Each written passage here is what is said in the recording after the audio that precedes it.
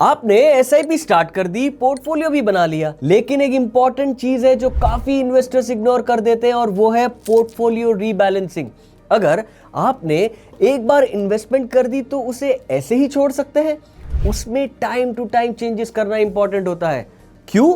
अरे इसी के लिए तो आज का ये वीडियो बनाया है। सबसे पहले देखते हैं कि पोर्टफोलियो रीबैलेंसिंग होता क्या है। पोर्टफोलियो रीबैलेंसिंग का सिंपल मतलब होता है कि आपके पोर्टफोलियो को वापस आपके ओरिजिनल एसेट एलोकेशन के अकॉर्डिंगली एडजस्ट करना।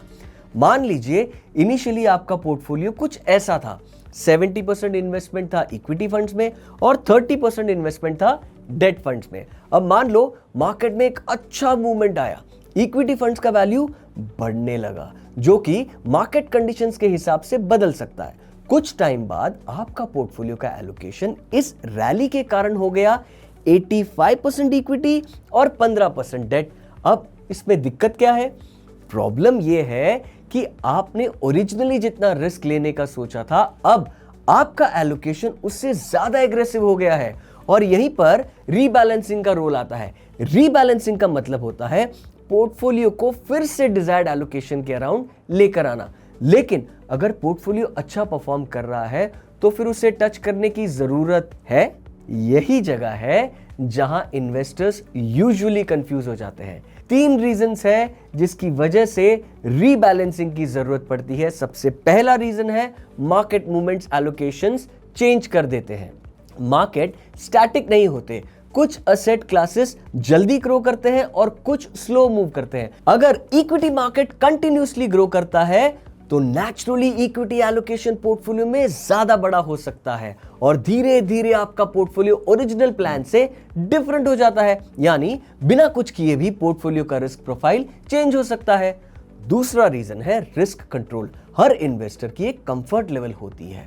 किसी इन्वेस्टर को एग्रेसिव वॉलेटिलिटी कंफर्टेबल लग सकती है तो किसी को मॉडरेट रिस्क ही मैनेजेबल लगता है। लेकिन अगर एलोकेशन कंटिन्यूअसली ड्रिफ्ट करता रहे तो पोर्टफोलियो आपके कंफर्ट जोन से ज्यादा रिस्की हो जाता है और प्रॉब्लम तब होती है जब मार्केट करेक्शन आता है।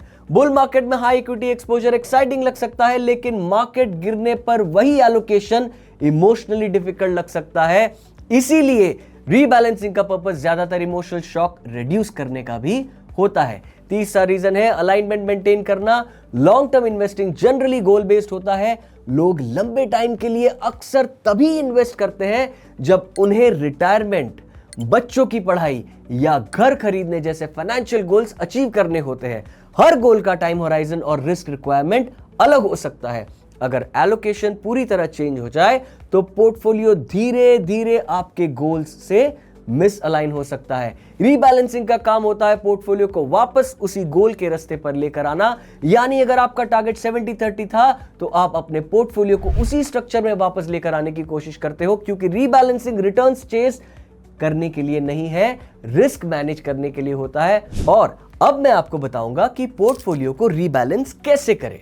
सिंपल से स्टेप्स है, आइए देखते हैं। सबसे पहला स्टेप, करंट एलोकेशन चेक करें। सबसे पहले आपको यह देखना होता है कि करंटली आपका पोर्टफोलियो किस स्ट्रक्चर में है, यानी कि इक्विटी कितना परसेंट है, डेट कितना परसेंट है, हाइब्रिड का एलोकेशन कितना है।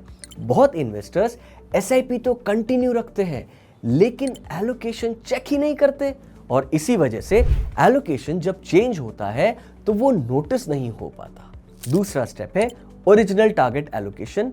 याद रखें, अब कंपेयर करिए कि ओरिजिनली टारगेट क्या था, 60-40, 70-30 या फिर 80-20।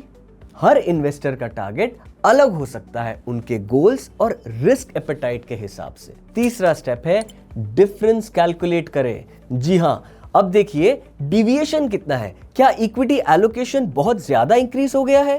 क्या डेट एलोकेशन एक्सपेक्टेड लेवल से नीचे आ गया है? अगर डिफरेंस मीनिंगफुल हो तो इन्वेस्टर रीबैलेंस कंसिडर कर सकता है। चौथा स्टेप है एडजस्टमेंट करें। एडजस्टमेंट अलग अलग मेथड से हो सकता है। सबसे पहला मेथड है नया एसआईपी एलोकेशन चेंज करना। अब फ्यूचर एसआईपीज को अंडरवेटेड कैटेगरी में डाइवर्ट कर सकते हो, यानी कि अगर डेट एलोकेशन कम हो गया है तो नए इन्वेस्टमेंट्स डेट साइड में बढ़ाए जा सकते हैं। दूसरा मेथड है पार्शियल स्विचिंग या फिर रिडीमिंग। कुछ investors over allocated asset class का पार्शियल एक्सपोजर रिड्यूस भी करते हैं। एग्जाम्पल के तौर पे इक्विटी बहुत ज्यादा ग्रो हो गया तो पार्शियल शिफ्ट डेट साइड में किया जा सकता है। तीसरा मेथड है एडिशनल इन्वेस्टमेंट। कई बार फ्रेश कैपिटल ऐड करके भी एलोकेशन बैलेंस किया जा सकता है। ट्रांजैक्शंस करने से पहले टैक्सेस और एग्जिट लोड इंप्लीकेशंस समझना इंपॉर्टेंट है, क्योंकि अननेसेसरी स्विचिंग कॉस्ट्स क्रिएट कर सकता है। चलो मेथड्स भी देख लिए, लेकिन अब रीबैलेंसिंग कितनी बार करना चाहिए? अब ये एक ऑब्वियस क्वेश्चन है कि रीबैलेंसिंग कितना फ्रीक्वेंटली करना चाहिए। इसका कोई भी एक यूनिवर्सल जवाब नहीं होता। जनरली दो कॉमन अप्रोचेस डिस्कस किए जाते हैं। सबसे पहला है टाइम बेस्ड रीबैलेंसिंग। इस अप्रोच में इन्वेस्टर्स फिक्स्ड इंटरवल्स जैसे कि ईयरली या हाफ ईयरली बेसिस पे पोर्टफोलियो रिव्यू करते हैं, यानी चाहे मार्केट कंडीशंस कुछ भी हो, आप पीरियोडिक शेड्यूल फॉलो करते हो। दूसरा मेथड है थ्रेशोल्ड बेस्ड रीबैलेंसिंग। यहां इन्वेस्टर्स एलोकेशन मूवमेंट पे फोकस करते हैं। एग्जाम्पल, अगर ओरिजिनल एलोकेशन में 5 से 10% का डिविएशन आ जाए तो रीबैलेंस कंसिडर किया जा सकता है। फ्रीक्वेंसी इन्वेस्टर प्रेफरेंस, गोल्स और पोर्टफोलियो स्ट्रक्चर पे डिपेंड करती है। हर मार्केट मूवमेंट पे रीबैलेंस करना नेसेसरी बिल्कुल नहीं होता। हर इन्वेस्टमेंट रिलेटेड कॉन्सेप्ट की तरह रीबैलेंसिंग के भी थोड़े रिस्क्स होते हैं। पहला लिमिटेशन है टैक्स इंप्लीकेशन। आपके होल्डिंग पीरियड और फंड के रूल्स के हिसाब से अगर आप स्विचिंग या रिडीम्पशन करते हो तो कैपिटल गेन्स टैक्सेशन अप्लाई हो सकता है। दूसरा लिमिटेशन है एग्जिट लोड। कुछ म्यूचुअल फंड कैटेगरीज में एग्जिट लोड एप्लीकेबल हो सकता है if redeemed with in a certain period, इसलिए अननेसेसरी फ्रीक्वेंट रीबैलेंसिंग कॉस्टली हो सकता है। तीसरा लिमिटेशन है ओवर रीबैलेंसिंग। यह भी एक कॉमन इशू है।